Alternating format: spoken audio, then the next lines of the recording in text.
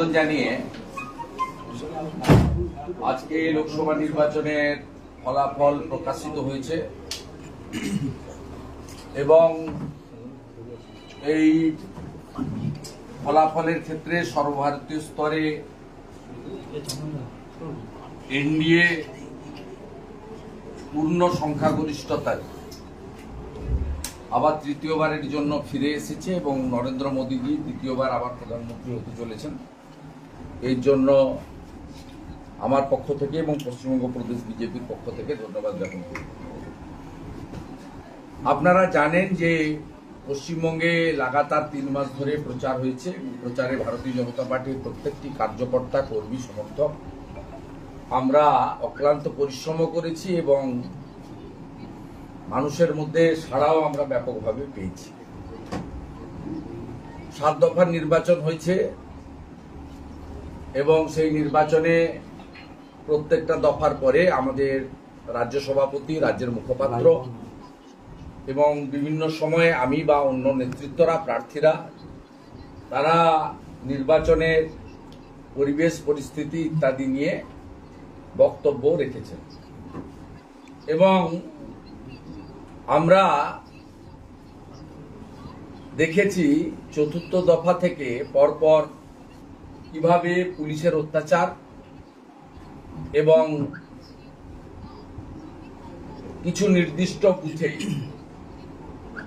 Absent এবং মৃত ভোটারদের ভোট বিকালের দিকে দিয়ে দেওয়া এবং শেষের দিকে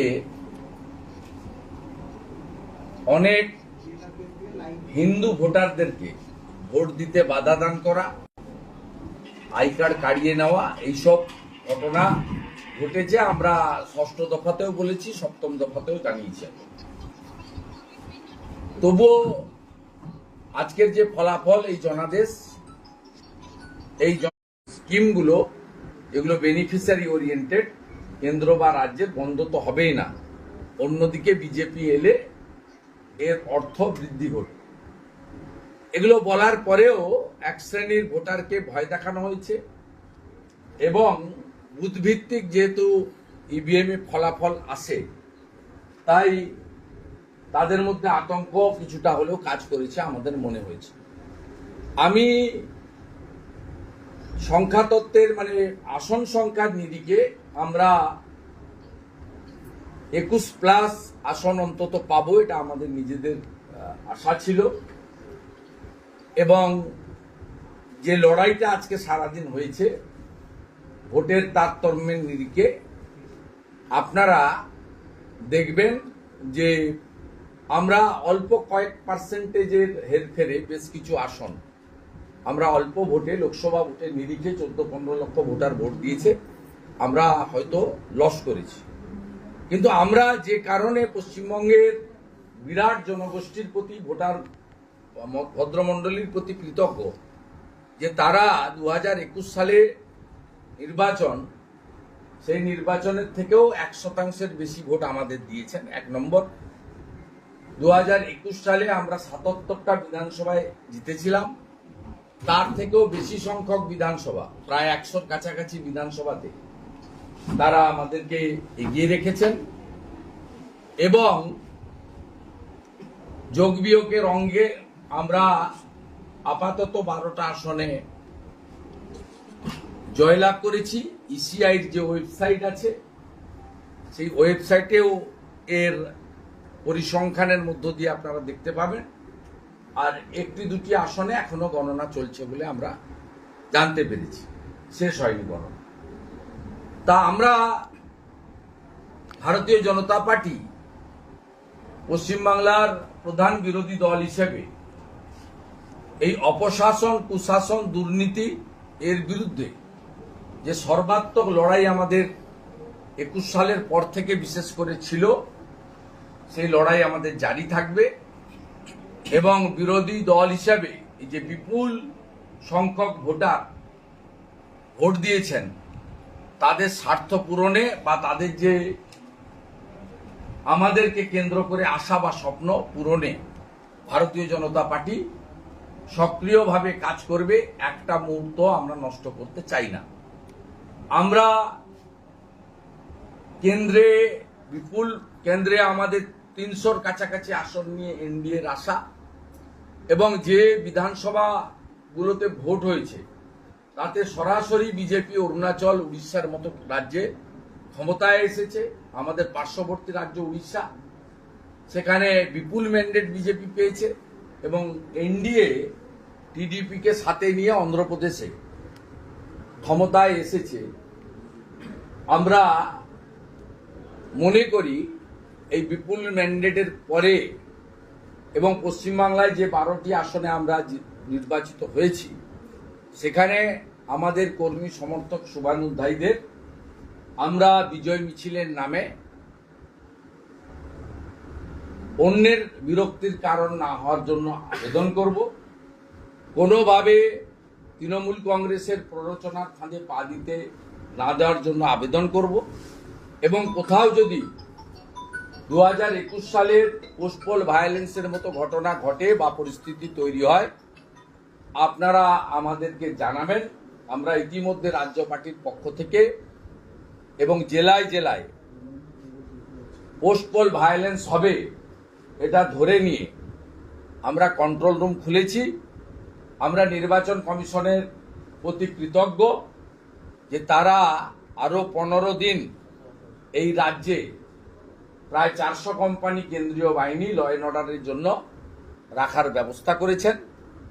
আমরা দল গরিষ্ঠ সংখ্যক আসনে নির্বাচিত হয়েছেন। দায়িত্ব সবার, তারা দায়িত্বশীল রাজনৈতিক দল হিসেবে তৃণমূল বিরোধী ভোট কেটে তাদের সুবিধা পাইয়ে দিয়েছেন।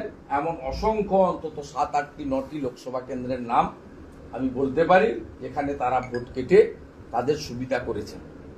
তারা মূলত তৃণমূলের বিটিম হিসাবে 21-এ কাজ করেছিলেন, এবারেও সেই কাজটা তারা করেছেন।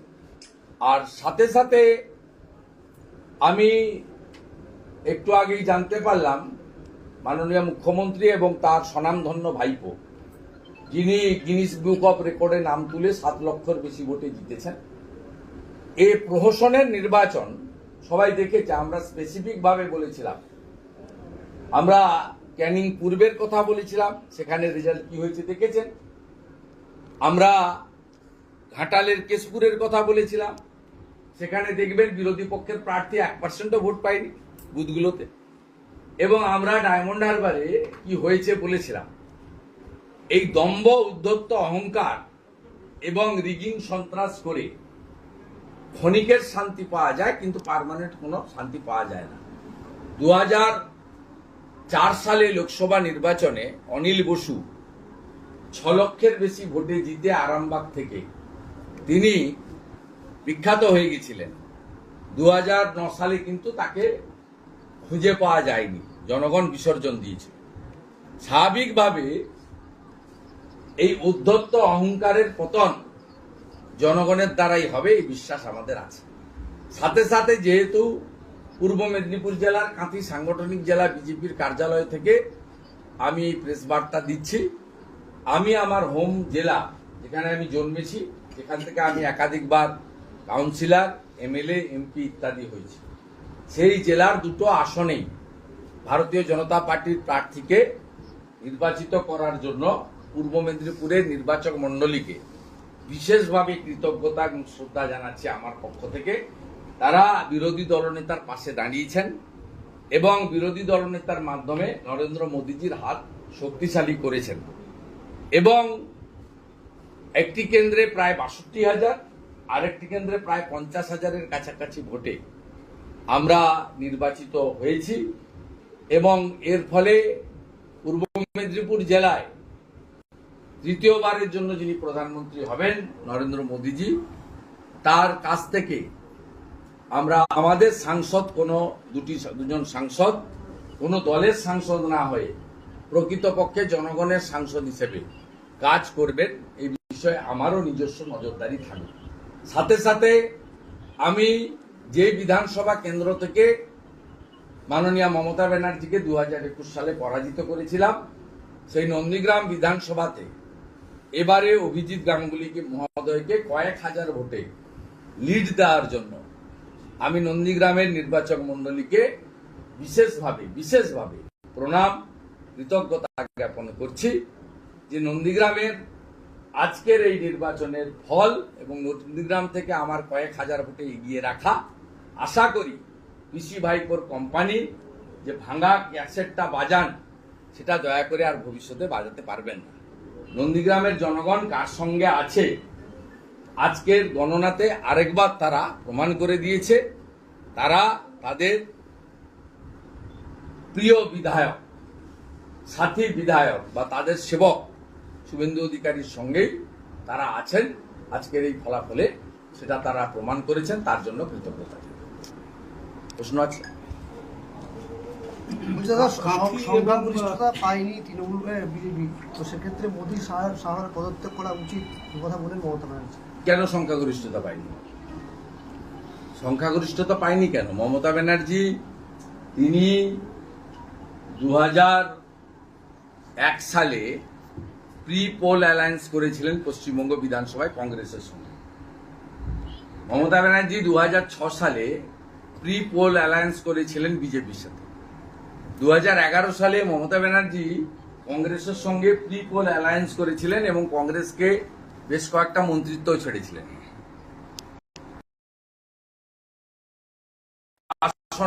চুরি করবো, ইডি সিবিআই ধরবে না, এই বাসনায় জল ঢেলে দিয়েছে চন্দ্রবাবু নাইডু টিডিপি। একটু আগেই তারা প্রেস কনফারেন্স করে বলে দিয়েছে যে আমরা প্রি পোল অ্যালায়েন্স করে এনডিএর সঙ্গে লড়েছি, আমরা রিজিওনাল পার্টি, আমরা এনডিএর সঙ্গেই থাকবো। অতএব মমতা ব্যানার্জি যতই দিবা স্বপ্ন দেখুন না কেন, জাতীয় রাজনীতিতে তার কোনো ভূমিকা থাকবে না। তিনি এইটা নিয়ে আনন্দ থাকুন, 22টা ছিল, কয়েকটা বাড়াতে পেরেছেন। এবং এটা সম্ভব হয়েছে মুসলিমরা পশ্চিমবাংলা, তারা চাকরি চান না, তারা তাদের যে লাইভলিহুড সেটা আরো ভালো হোক চান না, তারা পাকা বাড়িতে থেকে পরিশ্রুত পানীয় জল, ভালো হসপিটাল চান না। তারা চান যে অ্যাপিজমেন্ট কেউ করুক, আমরা সেই তোষণের রাজনীতিতে ভোট দিই। সেই কারণে 100 জন মুসলিমের মধ্যে 92 জন মুসলিম মমতা ব্যানার্জির পার্টির কাছে ভোট দিয়েছে। সেই কারণে তিনি এবারেও 46% বেশি ভোট পেয়ে জিতেছেন। আর সিপিএম কংগ্রেস তাদের যে ভোট ছিল 12-13%, তারা 10%-এর নিচে পেয়েছে। তাদের 2-3% ভোট সরাসরি টিএমসির দিকে গেছে। এবং ভারতীয় জনতা পার্টির তার যে ভোট 2021 সালে 38.13, সেখান থেকে 1%-এর বেশি ভোট আমরা বাড়াতে পেরেছি। এবং প্রায় 100 অ্যাসেম্বলি সেগমেন্টে আমাদের বিজেপির প্রার্থীদের লিড রয়েছে পশ্চিমবঙ্গে। আমরা হয়তো 21+ সিটের আশা নিয়ে কাজ করেছিলাম, আমাদের আশাও ছিল, সে কথা আমি একাধিকবার বলেছি যে আমরা টিএমসির থেকে একটা হলেও বেশি পাবো। ডক্টর সুকান্ত মজুমদার মাননীয় সভাপতি তিনিও একই কথা বলেছেন। তা আমরা হয়তো 12তে আটকে গেছি যোগ বিয়োগের অঙ্কে, কিন্তু মমতা ব্যানার্জির এসব দিবা স্বপ্ন কখনোই পূরণ হবে না, তিনি নিশ্চিত থাকতে পারেন। কাঁথি এবং তমলুকে মুখ্যমন্ত্রীদের ষড়যন্ত্রে কারচুপির অভিযোগ তুললেন। আপনি যিনি অবজারভার এসছেন তার কাছ থেকে জেনে নেন। আপনাদের এত মিডিয়া, এত লোকজন, এত কিছু থাকার জন্য শুভেন্দু অধিকারীকে দমাতে পারছে না, শুভেন্দু অধিকারীকে আত্মসমর্পণ করাতে পারছে না, শুভেন্দু অধিকারীর বাড়িতে রেড করে টাকা পাচ্ছে না, শুভেন্দু অধিকারীকে জেল খাটাতে পারছে না, শুভেন্দু অধিকারীর পাড়াতে বাড়ির সামনে এক ঝুড়ি লোক নিয়ে হেঁটে গদ্দার গদ্দার চিৎকার করেও কিছু করতে পারছে না। পূর্ব মেদিনীপুরের লোক হিংসার জ্বালা যন্ত্রণা থেকে আজকে তমলুক এবং কাঁথি গণনা কেন্দ্রে সারাদিন ছিলেন। আমি মনে করি শুধু নির্বাচক মন্ডলীর অপমান নয়, তাদেরও অপমান। তারা সারাদিন ধরে গণনা পর্যবেক্ষণ করেছেন। মমতা ব্যানার্জির এই মিথ্যাচারের উত্তর আপনারাই দিয়ে দিতে পারবেন, আমাকে দেওয়ার দরকার।